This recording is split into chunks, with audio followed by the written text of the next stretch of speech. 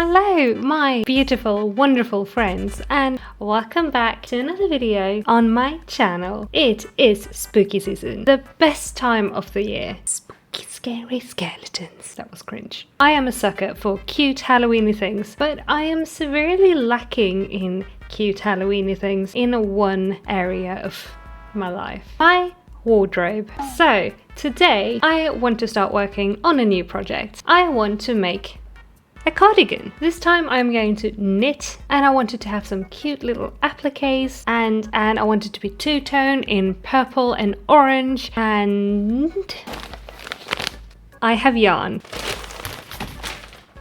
This time I'm going to be using a free pattern for the shaping. I have linked it down below in the comments, no, in the description, and I will be showing you all the modifications I make to it to make it two-toned, and how I made the shape of my sleeves, which is going to be different from the pattern I'm using, and of course the appliques. So I am aware drops aren't always the most user-friendly of yarn companies when it comes to pattern writing. You could probably use any raglan or any cardigan pattern you love and that you feel fits you great, and just add my modifications to it to make a cardigan like mine. So I am mostly using the pattern to get the raglan shaping right, because my brain is not at a space where I can calculate my own raglans at the moment, but I will link a guide to how to do that if you would like to. But I am really excited and ready to get going, so I'm just going to cast this on and go.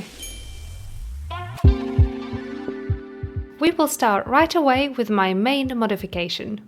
To make this two-tone project all in one piece, I want to be able to swap colours in the middle of my rows. So how I do this is I knit the last stitch of my first colour.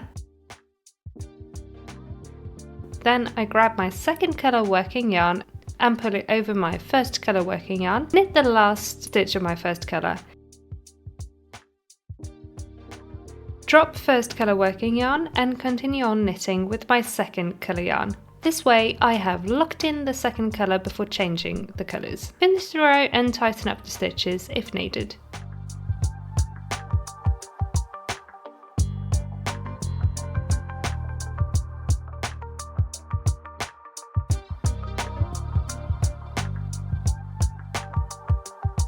On the wrong side of the work we will do almost the same thing.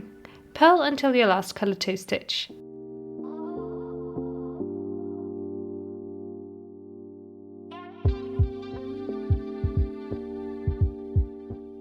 Drop the colour 2 working yarn in front of your work.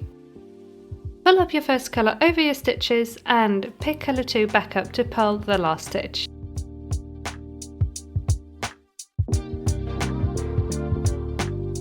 Drop colour 2 again and continue on with colour 1 for the rest of the row. This way we've locked colour 1 in before changing colours. We will lock in the colour we are changing to each row, so on knit rows you will be locking in colour 2, while on purl rows you will be locking in colour 1. This is so that the work doesn't just come apart where we change colours. This is an intarsia colourwork technique, so good on you! Now you've unlocked the ability to colourwork anything! Yay! Anyway, this is my main mod for this video, and I will be using it to make my two-tone split in the back of my cardigan. So now, let's actually get on making it, shall we? I am starting by casting on stitches for my cardigan. I will be knitting it from the bottom up, so it's a whole lot of stitches. As I want it quite oversized, with my gauge I am casting on more than 200 stitches on smaller needles that are 3.5mm. I am going to take the time right here and right now to say that if you scroll down and clicked on the link to the drops pattern, proceed at your own risk. I found it didn't make a lot of sense, and it was very hard to read and follow, even for me who I would say is a pretty seasoned knitter at this point. I also used 0 of the twisted cable stitch techniques in that pattern, so right now this is a bit of foreshadowing. So while I cast on the original amount of stitches, I pretty much ignored the instruction for the rest of the pattern. Just for full transparency, from here on out I am winging it. Keep that in mind as you're watching. I did go ahead and link a guide on calculating your own raglan garment though, and I will reiterate the fact that you can use my colour blocking mod with any pattern. Okay, with all of this out of the way, let's get back on what I actually did. After casting all of those stitches on, I am going to start with making some ribbing. I love a half twisted ribbing. This just means I knit the knits through the back loop instead of the front loop. I did this back and forth as I am knitting the cardigan flat for 10 rows.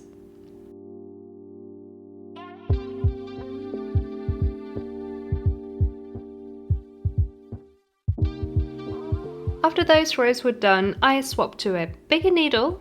I used a 4mm needle for this project and started knitting instead of doing a rib stitch.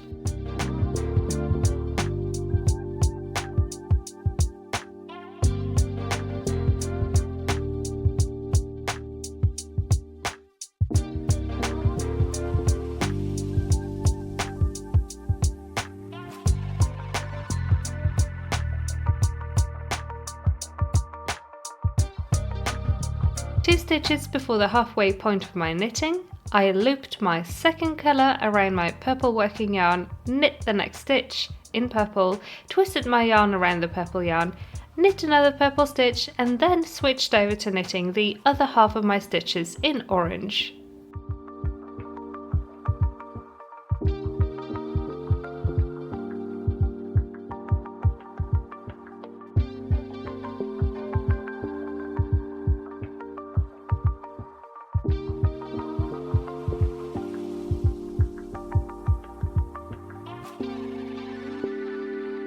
Now, as I am turning my work, I am going to start on the integrated faux ribbing for the button band. The 9 first and last stitches will be worked every row in garter stitch instead of stockinette. This just means I am knitting every row instead of purling on the wrong side. So I am knitting my first 9 stitches, slipping the stitch marker and then purling until my colour change colours, and then purl to the last 9 stitches that I am, just like before, knitting instead of purling.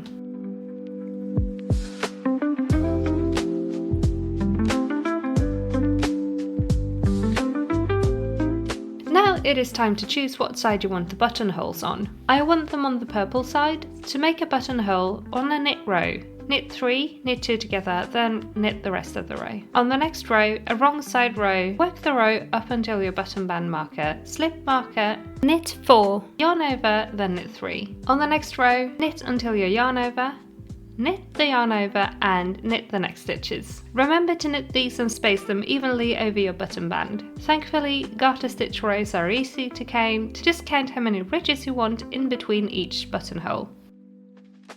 This is how I continued on up until where I wanted the armpits of the cardigan to be. So on we go with back and forth knitting for as long as we want the cardigan. In my case, it was about 23 centimeters.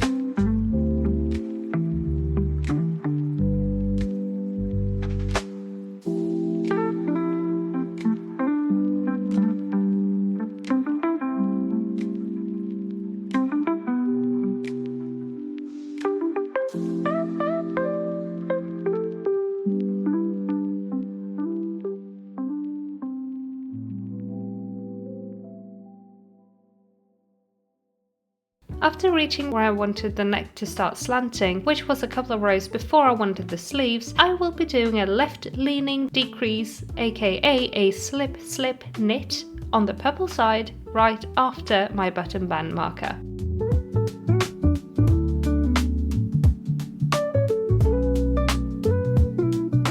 On this row, I also mark where I want the middle of the armpit, which should be about 1/4 of the stitches in for the first armpit marker and 3/4 of the stitches for the second armpit marker.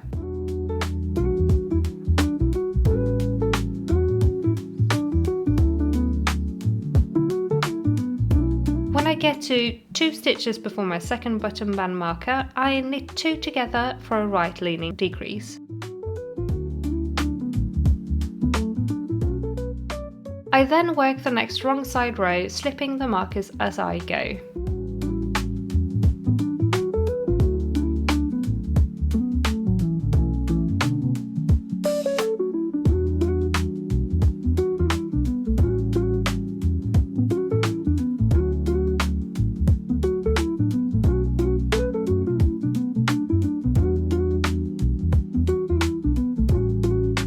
On the next row, I want to bind off stitches for the armpits. I bind off 5 stitches on each side of the armpit marker for a total of 10 stitches. You may need more or less stitches depending on pattern, size and yarn weight, but I am doing 10 stitches for my cardigan. After those 10 have been bound off, I continue on until 5 stitches before the next armpit marker and bind off 10 more stitches for the second armpit.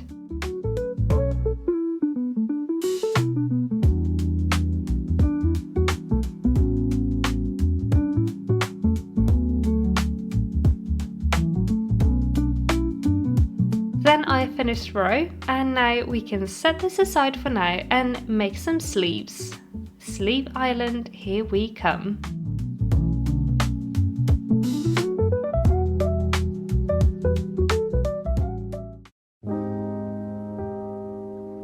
I will once again be starting with my smaller 3.5mm needle and casting on stitches for the cuff. I cast on 36 stitches for mine and then did a half twisted rib again for 15 rows. This I will knit in the round using a magic loop.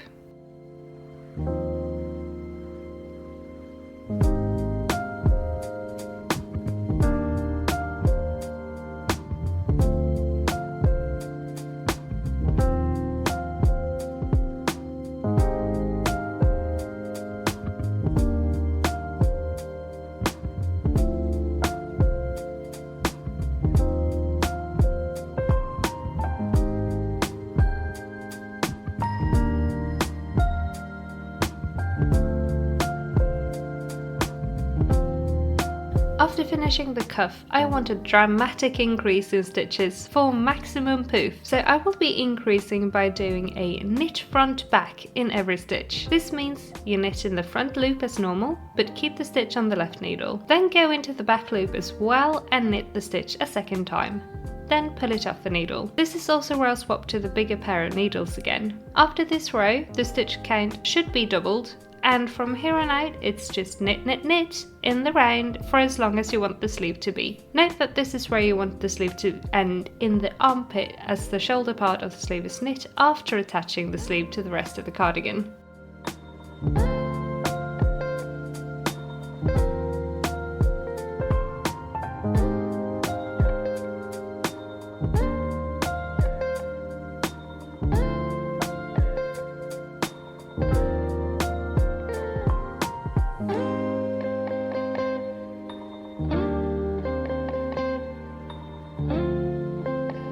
And that is a me fresh out of the shower apparently with a finished sleeve. The last thing to do with the sleeve before it's truly finished is bind off the first 5 stitches, knit until the last 5 stitches and bind those off as well to match the bound off stitches in the armpit.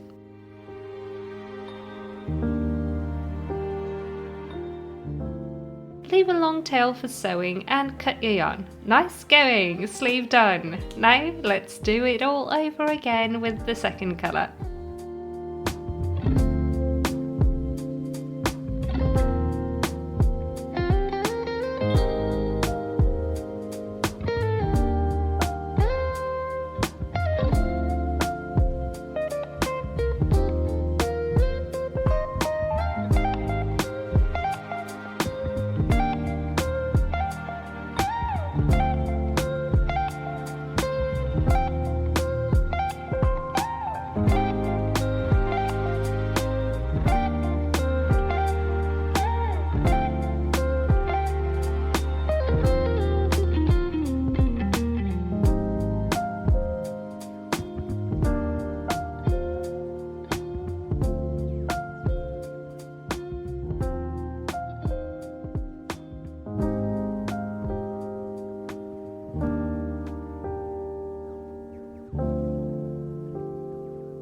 Zoom, zoom, and sleeve 2 done as well. Thank you everyone who kept me company on stream while working through the majority of this sleeve.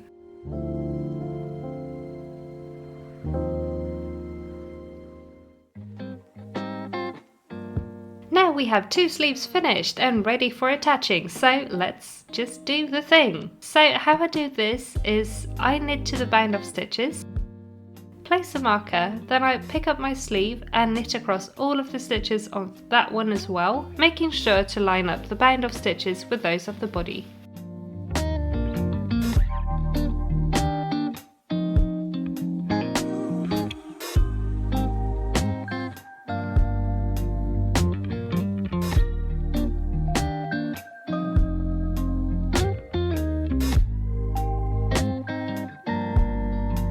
Once I've knit all the sleeve stitches, I place another marker and pick the body back up to continue knitting until the other armpit.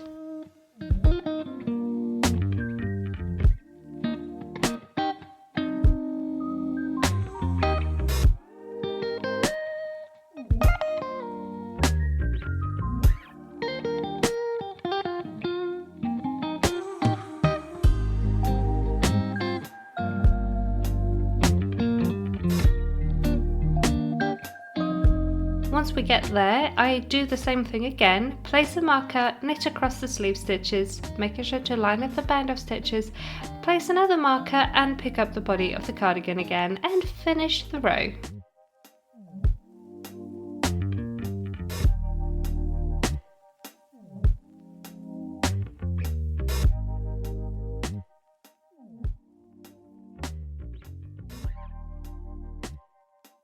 Now it's just back and forth knitting again, but with one thing added, the raglan shaping. This is the reason we placed all of those markers. Every few rows on the right side row, we decrease on either side of each marker through doing a slip slip knit, slip marker, knit 2 together. Don't forget to decrease after the first button band marker and before the last one as well.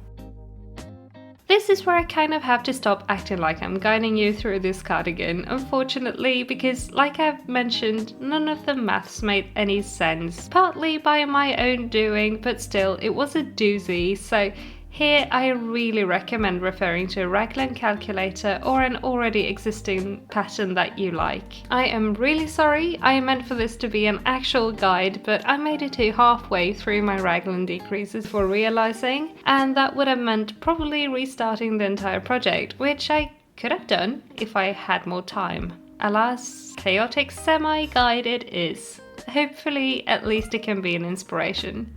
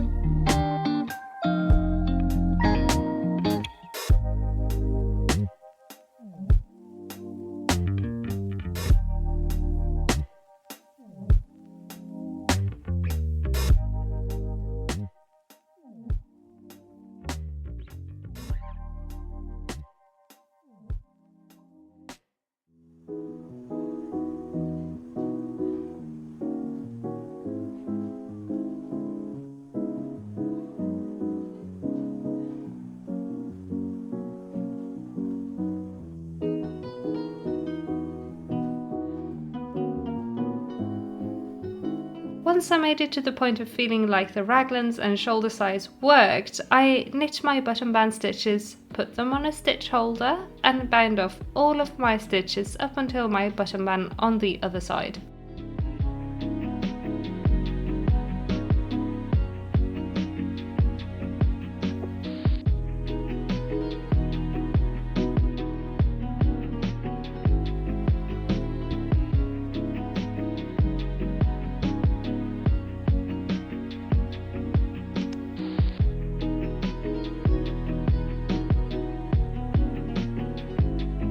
This I will keep on the needle to knit back and forth for about half the length I want across my neck or back. For me, I wanted the button band to be 40 centimeters long across the back, so I made this half 20 centimeters long. And then I repeated this on the other side for the purple half of the button band.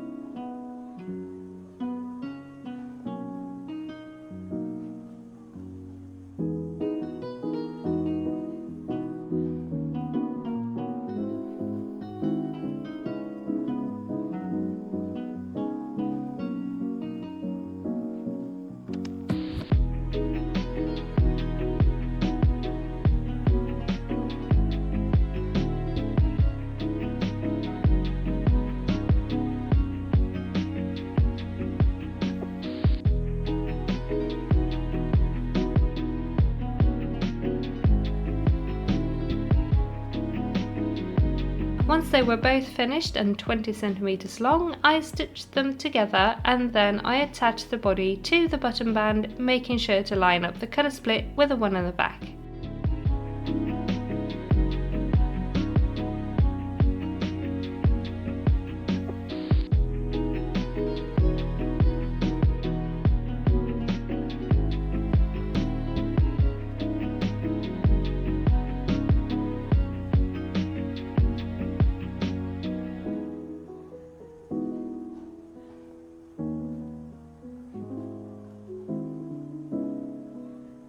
Time to try it on, and I would say it's a success.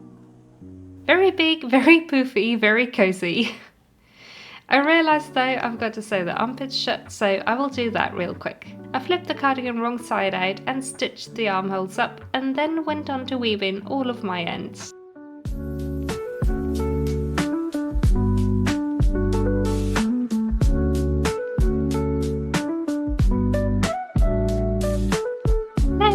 Be sewing on my buttons. This has been a struggle.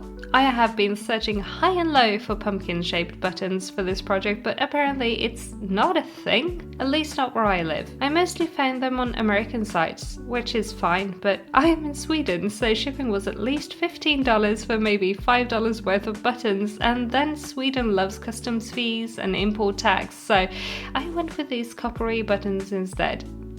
They're nothing special, but they're a good colour at least.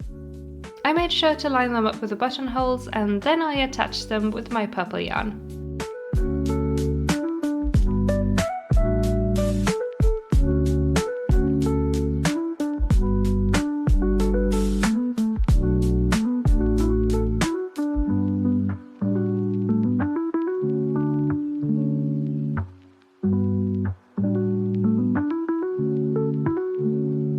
Now that we've finished the cardigan, I want to add some appliques. This has been in my original concept since the start, but I didn't know how I wanted to make them. I was thinking felt, but I realised I don't have orange, so I started crocheting to make a bat, and I was just not vibing with it. I was really upset having spent an entire afternoon trying to figure something out, almost giving up on the appliqué idea because at this point I was so tired, but then I remembered I don't throw things away. I sketched up some templates, got my felt out, and also these wool fabric scraps from some old medieval reenactment project. The perfect pumpkin orange. I traced my template onto the fabric and cut it out with some seam allowance. And now it is time to once again dive into my black hole of unorganized embroidery floss. We don't talk about this. One day we will fix this. Luckily, we don't have to dive far to get to this fresh skein of black DMC floss. I hate to be a material snob, but with floss, I am all DMC and anchor. I own other black floss, but it tends to have color bleed. But a weird yellowish green bleed, so I don't trust that it's very healthy to use, and if nothing else, my projects get destroyed over time from it. Either way, I am doing a backstitch in 2 strands all around a motif. Swap to 1 strand for the details that I make with a mix of runner stitch and backstitch, with some French knots for the eyes, and I made the bat the same way.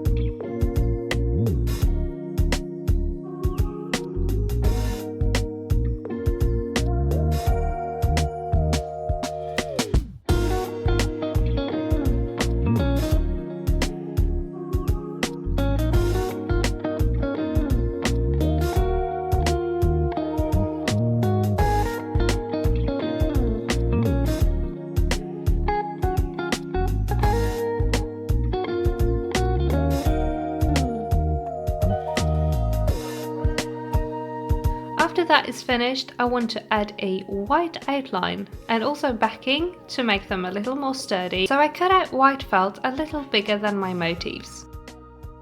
I notched the seam allowance where needed for an easier time folding. I sewed them on using a very small running stitch while also folding in the seam allowance.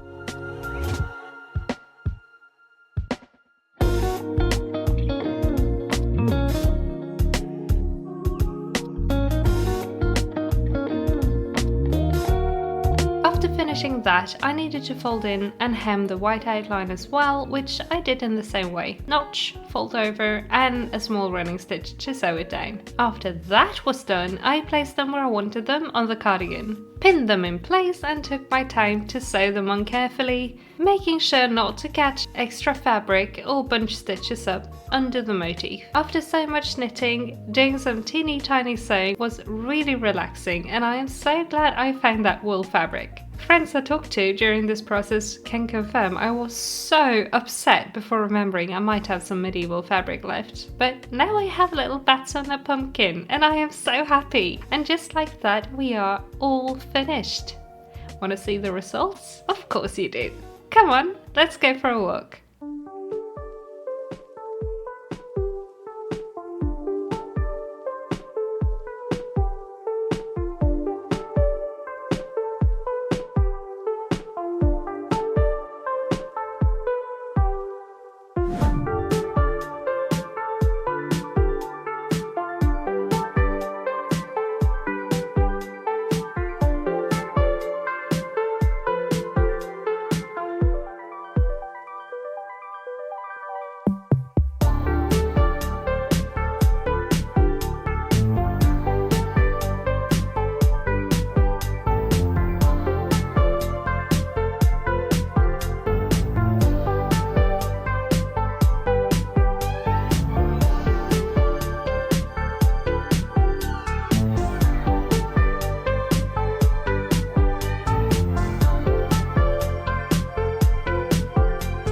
It is a cardigan! Yay! And well in time for Halloween too.